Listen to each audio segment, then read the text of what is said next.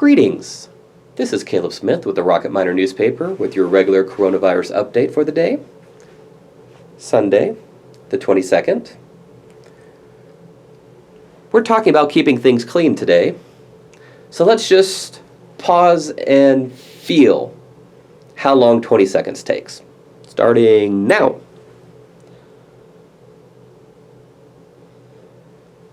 5 seconds. 10. 15. 18. 19. 20.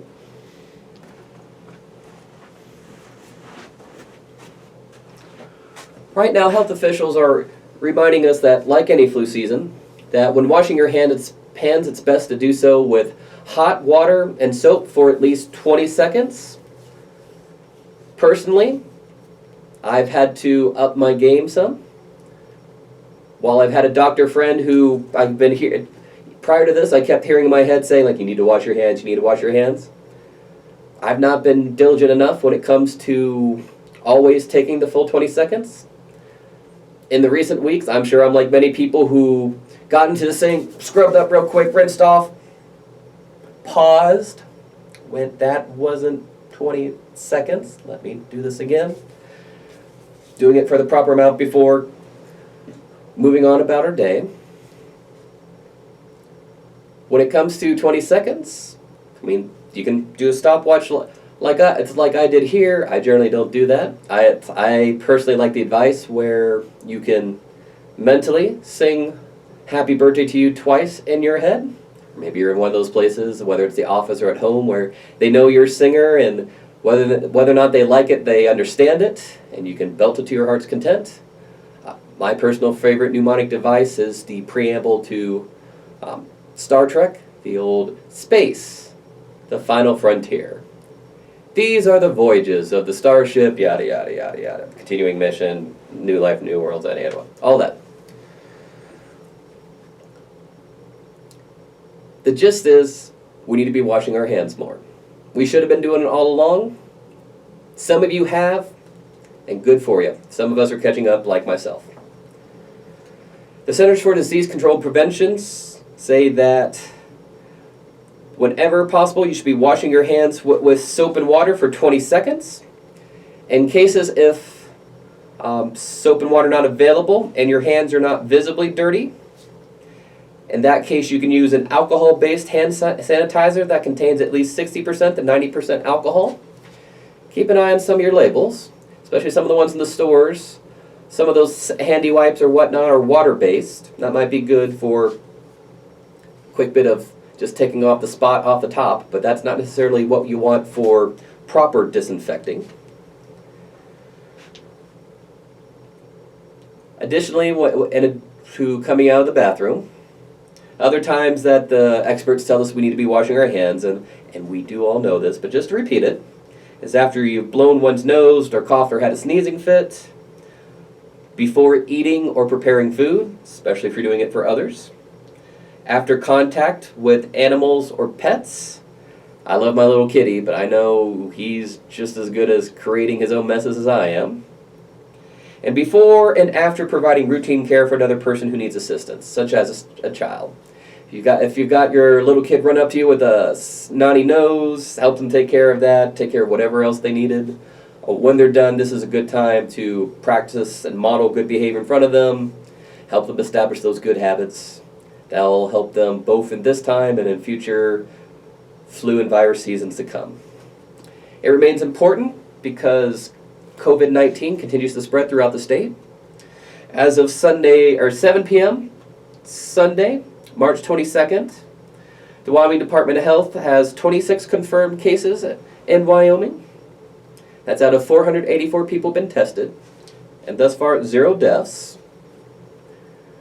Breaking it down by county, that's 1 in Campbell County, 1 in Carbon County, 10 in Fremont County, 6 in Laramie County, 1 in Natrona County, 1 in Park County, 4 in Sheridan County, and 2 in Teton County.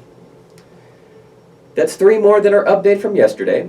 That's a difference of they've added one more case in Fremont County, going from 9 to 10, and then 2 more cases in Laramie County, going from 4 to 6.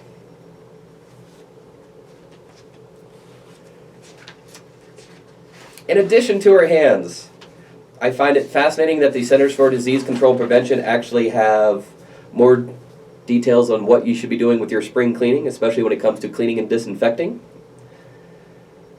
This is all common sense stuff, but they say if surfaces are dirty, they should be cleaned using a detergent or soap and water prior to disinfection.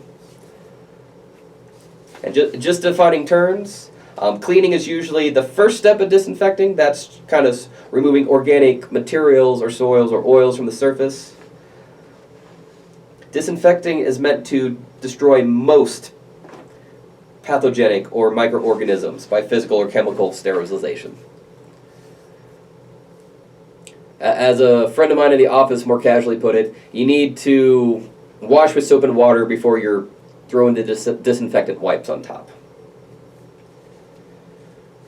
When it comes to that more serious cleaning, for disinfection, the CDC says use diluted household bleach solution or alcohol solutions with at least 70% alcohol, or the most common EPA-registered household disinfectants should be effective.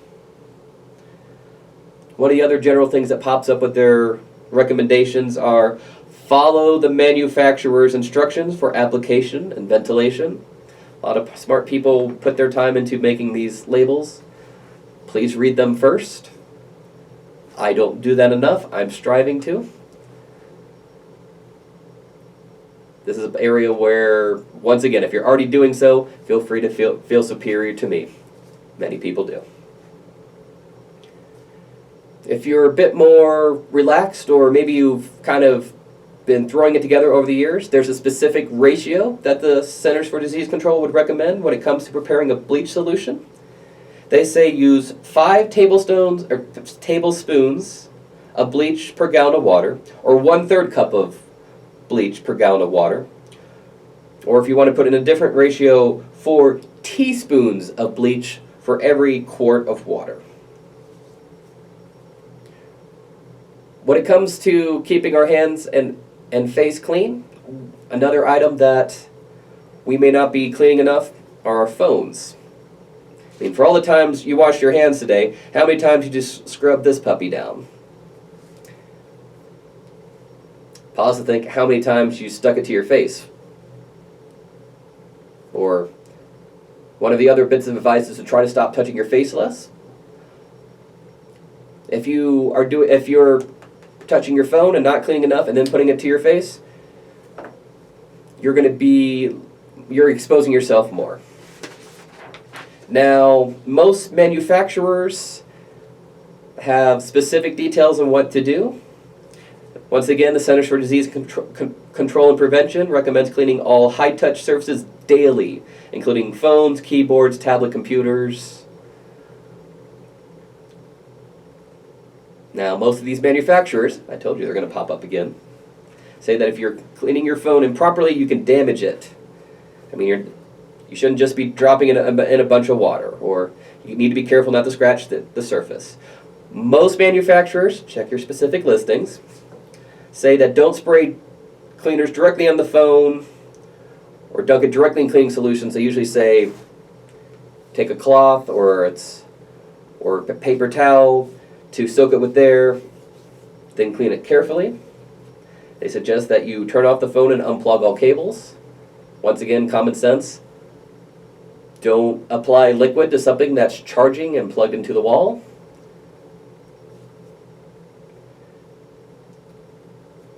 When it comes to specific devices like smartphones, they say that Clorox wipes or other wipes with 70% bleach can usually do so. Like Apple has a specific set, AT&T has a specific set.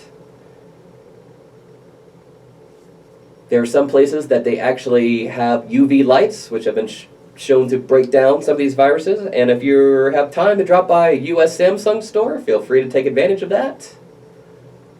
I'm pretty much just using basic alcohol wipes at home. Usually I do that in the morning, right before after I've gotten dressed, cleaned off the glasses. Usually trying to hit the. I usually hit my watches, glasses, and phone as of late with those stuff. It's one of many things that we're all doing to slow the virus. We're not going to stop it, but the goal is to control it, to get it so that it doesn't grow beyond what we can handle as communities, especially our hospitals and our other healthcare institutions. I would hate for somebody to be second guessing whether or not they'd wash their hands enough, or if they'd properly clean their houses and floors, and wondering if that's why it got a foothold in their homes. I know when I get home, I'm certainly going to take another round of cleaning to take care of that. And I'd encourage you all to do the same. We're all in this together. And whenever possible, I'd also encourage people to, if you know somebody down the hall, or you have a relative that you know that they're a little bit short, and you've got enough that you can spare, give them a little bit more soap. Give them a little bit of soap. Spot them some toilet paper. I mean, I say spot them. It's not like they're going to give it back used, but you know what I'm saying. We need to be generous with our time and resources when it comes to cleaning and everything else. The other bit I would advise to you tonight is that, talking about now that we've just cleaned these phones, when was the last time you called somebody? Not just a quick text. When's the last time you had a conversation? We're robbed of a lot more one-on-one communication than we used to be a short time ago. But with the advances of technology, that doesn't mean that we should stay disconnected. I might shuffle through your contact list and look for somebody that you haven't talked to in a while, or somebody that you know that they may not have as good a support network. We can be that for one another right now. I've already had some very long, very intense conversations with people. I've got caught up with a few people, and I've been able to get some things off my chest and share that for them. Those are the steps that it comes to, along with counting to 20, sharing our cleaning supplies, and sharing a listening ear. That's going to help us get us through that. This has been Caleb Smith with the Rocket Miner newspaper, continuing to give you updates on the coronavirus and tips on how to cope and get through with it. I wish you a good day.